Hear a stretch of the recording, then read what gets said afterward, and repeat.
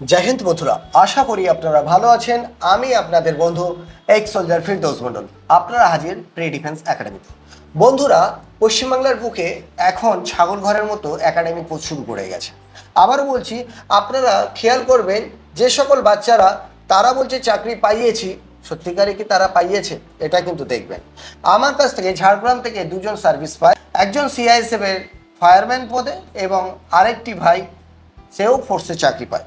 কিন্তু দুর্ভাগ্য এটাই, আমাদের প্রতিষ্ঠানের তাদের কোনো ভিডিও বানানো হয়নি, কিন্তু তারা সামান্য টাকার বিনিময়ে অন্য কোনো প্রতিষ্ঠানে গিয়ে তারা ভিডিও করে এসেছে। আমি তার উপর একটি ভিডিও আনবো এবং সে যে গাদ্দার সেটাও আমি তার প্রুফ করে দেবো।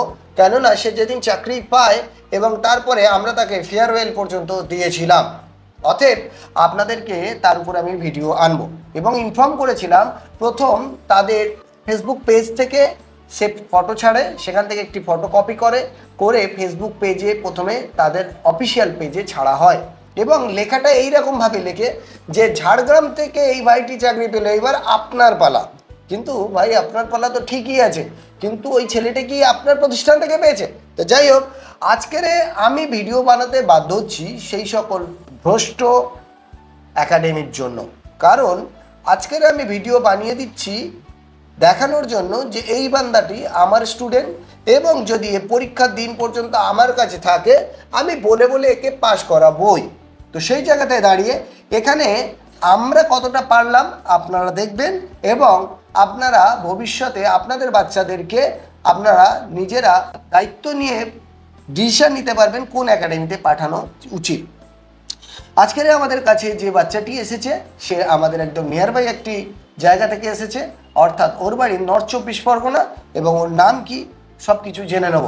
আবারও বলছি, এই বাচ্চাটি যদি আমাকে পরীক্ষার দিন পর্যন্ত আমাকে দেয়, আজকের তারিখ হচ্ছে 16/9/2024 আর ওর পরীক্ষা হতে ম্যাক্সিমাম আমি ধরছি 3 মাস 10 থেকে 12 দিন বাকি আছে।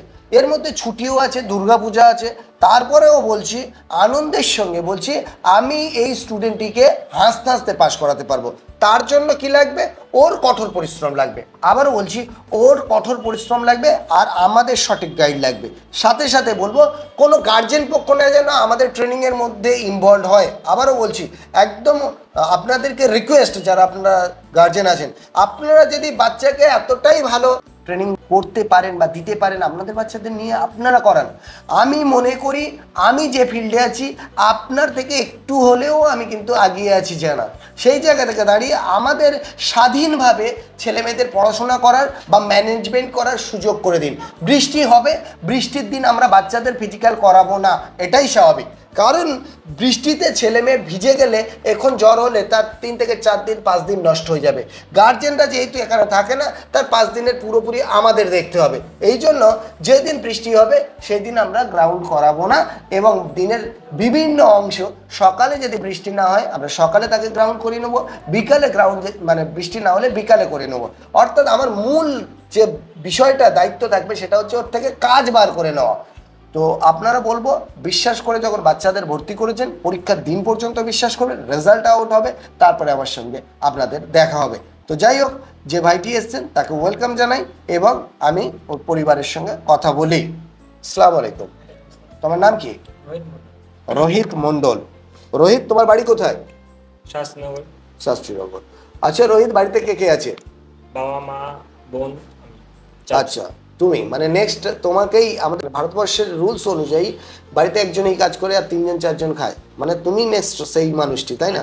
যার উপরে ডিপেন্ড করে বাবা মায়েরও লাইফ চলবে এবং তোমার বোন বা পরবর্তী জেনারেশন চলবে, তাই তো?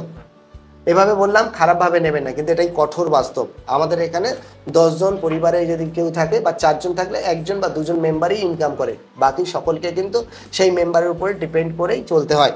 যাই হোক রোহিত, তুমি কিসের সার্ভিস করতে চাও?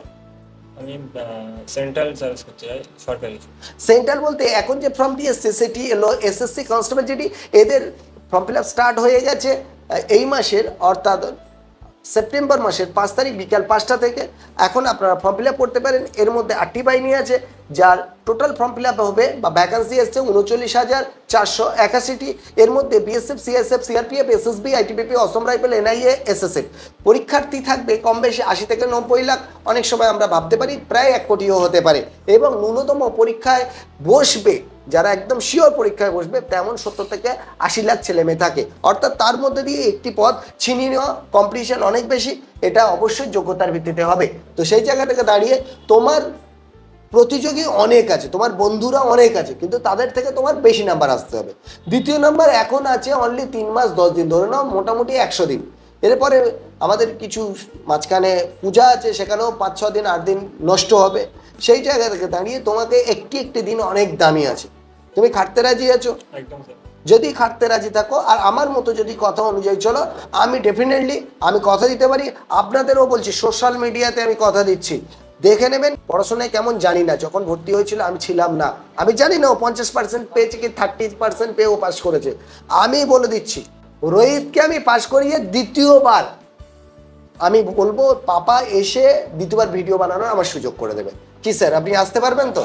যেহেতু আজকের আসছেন, এখন বাচ্চার কিচ্ছু নেই, ও একজন স্টুডেন্ট, কিন্তু যখন পাশ করে একটা তো সম্ভাবনা আমাদের থাকবে। তা আমাদের কাছে, আপনাদের কাছে এটাই আমাদের একটা দাবি যে আপনারা অবশ্যই একবার আসবেন। যে এই বাচ্চাটিকে 3 মাস আগে আপনার কাছে দিয়ে গেছিলাম, আপনি বলেছিলেন, তখন সোশ্যাল মিডিয়াতে বলেছিলেন এবং করে দেখিয়ে দিতে পেরেছেন। আবারও বলছি, তোমার কিন্তু আমি ফের বলছি, আমি করে দেখিয়ে দিতে পারি এবং করে দেখিয়ে দেবো যদি তোমার স্বাদ লাগে।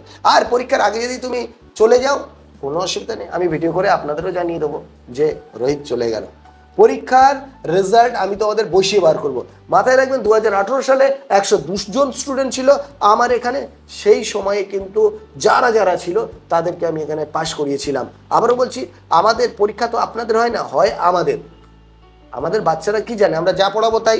সেই জায়গাতে দাঁড়িয়ে আমরা যদি পাশ করাতে পারি ওদেরকে, সেক্ষেত্রে আমরাই পাশ করি। আর ওরা যদি ব্যর্থ হয় বা ফেল করে, সেক্ষেত্রে আমরাই ব্যর্থ হই। তো যাই হোক, আপনারা সাথে আছেন, ধন্যবাদ। আপনাদের বাড়িতে যদি কোনো মূল্যবান সেই ব্যক্তিটি, মানে আপনাদের পুত্র বা আপনাদের কন্যা যদি আসতে চান, আপনারা আনতে পারেন।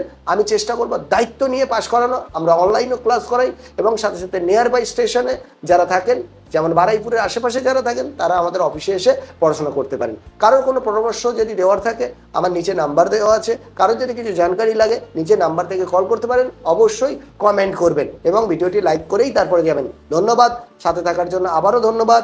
জয় হিন্দ, জয় ভারত।